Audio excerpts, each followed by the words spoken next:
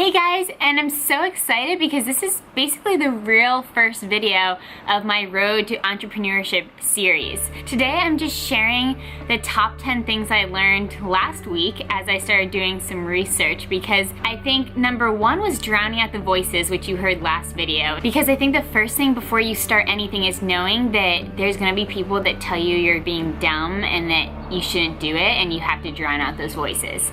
And then I realized number two is just to start researching and to start realizing, what do I need to do? What does it take to start your own business? And so some of these things I'm going to be saying are coming from as a private practicing dietitian, and then some things I say throughout the series are just going to be general to any entrepreneurs or wanting to do your own thing. So the top 10 things I've learned from just researching and listening to just businessmen and looking at websites on private practicing dietitians. These are the top 10 things that I need to do or that I have done this week.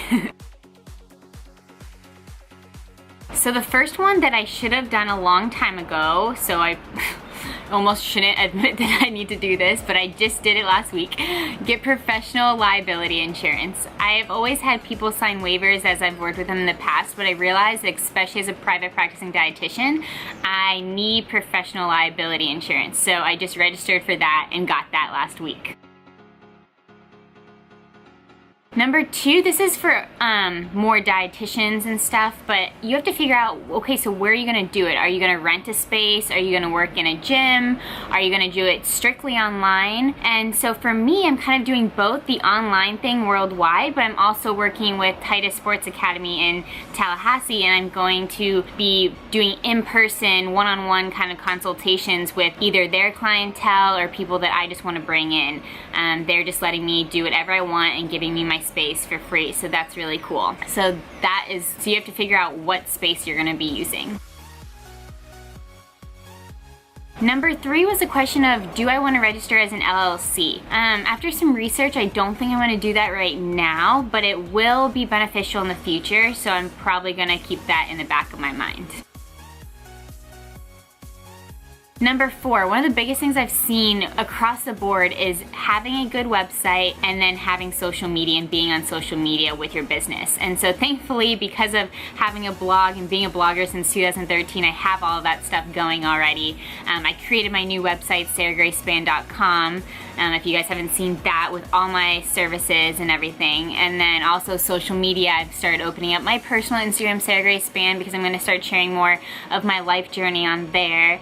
But I also have, of course, the Fresh Fit Healthy Instagram and the Fresh Fit Healthy blog and Fresh Fit Healthy everywhere on Pinterest and Twitter and everything like that. So I think I'm good in that respect, but that is key. And I also have a blog post on how to create your first website or blog. So I'll link that below in case you do need to do that.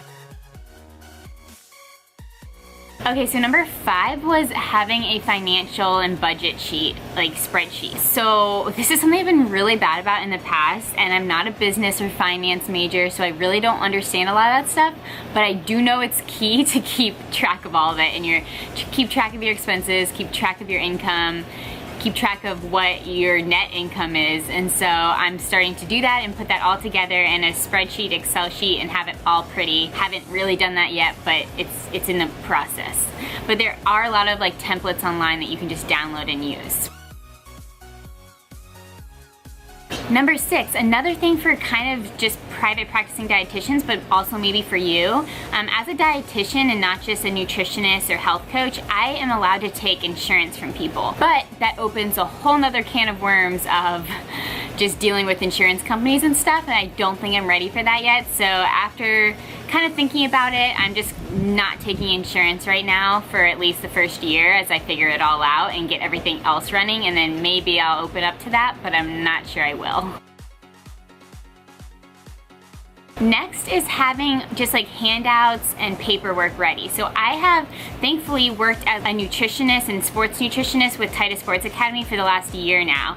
So, or I guess 6 months. So I was already having to build a lot of handouts and paperwork from scratch. And so I have, you know, an initial client assessment and questionnaire. I have a 3-day food diary journal template. I have, you know, just like pre and post workout food handouts. I have high fiber foods, high protein foods, just all the different kinds of like handouts you could want for nutrition reasons.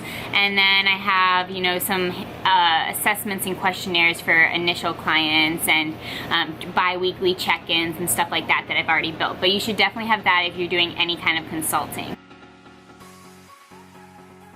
And then last thing I realize, and that we all need to realize if we're wanting to be businessmen or women, is it all comes down to where is your income coming from. Because at the end of the day, if you're not making money, it's only a hobby, it's not a business, and it's not gonna be your career. So throughout my blogging, and since 2013 when I started blogging, I have been able to find ways to make money monthly, but it's always just been a part-time, and I've never really pursued making money very much because I just really enjoyed it, and it was just a fun side thing on like the side with college and as being a full-time student intern.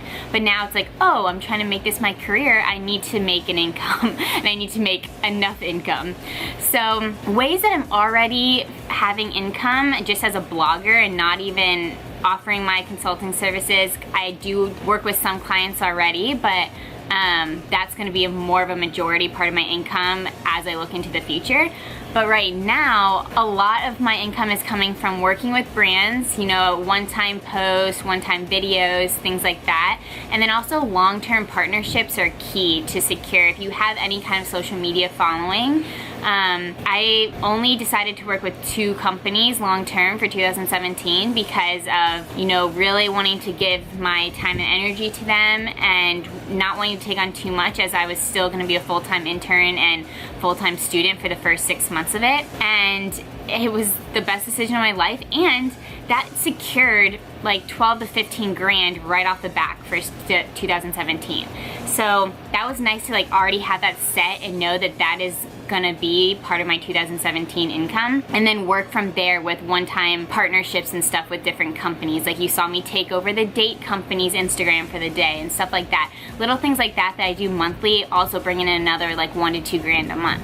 So that's kind of like my current income. And then also affiliate links, like that's something I haven't really promoted very much, so I'm gonna start doing that. But look, and my book, of course. So looking forward, along with that kind of income that's already coming in, I want to offer more consulting services now that I'll be a dietitian. I do have hopes for another book in the future, but I also really want to create an online course for, you know, breaking up with dieting and just healing your mindset from all of that kind of stuff. So there's a lot of things in my mind to pursue in the future, but right now I think the main sources of my income are going to be coming from consulting and working one-on-one with clients and group education sessions at Titus Sports Academy, and then also of course my side work with social media influencing, you know, reading and writing for publications and stuff like that. So 2 last things that are on the agenda.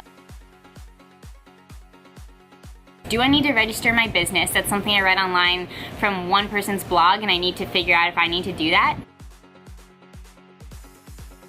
And number 2 is just creating a separate business account, like financially. Like, do I need to create a separate bank account for my business? And that's something I think I do need to do, but haven't really figured that part out yet. So there are 10 things that I have worked on or will be working on, and where my income is coming from. I have this on a blog post, so I'm linking that down below if you want to check that out. And so I don't know, this series is just gonna be going with it, trying to see what works, what doesn't, what's popular, what's not. So I might just leave this kind of detailed stuff for my blog posts for people that really want the nitty-gritty stuff, and then do YouTube videos on life lessons and failures and successes throughout my weeks, and, you know, daily vlogs like as I can. Or I might do this nitty-gritty stuff on here. I don't know. You guys let me know as this keeps continuing what you want to see and what you don't want to see. Like, you won't hurt my feelings. I just want to know, because I don't know which part of it I should just keep on video, which I should just keep on blog, or if I should just be doing both on both. So, with all that being said, thanks for staying tuned to this longer video of mine, of my first video of the Road to Entrepreneurship series. So I hope you guys enjoyed it. Again, I want feedback in the comments below, and I also want to know what you're going to be working on this week if you're in the whole entrepreneur world and have any of these things that you need to work on too. So until next time, bye guys.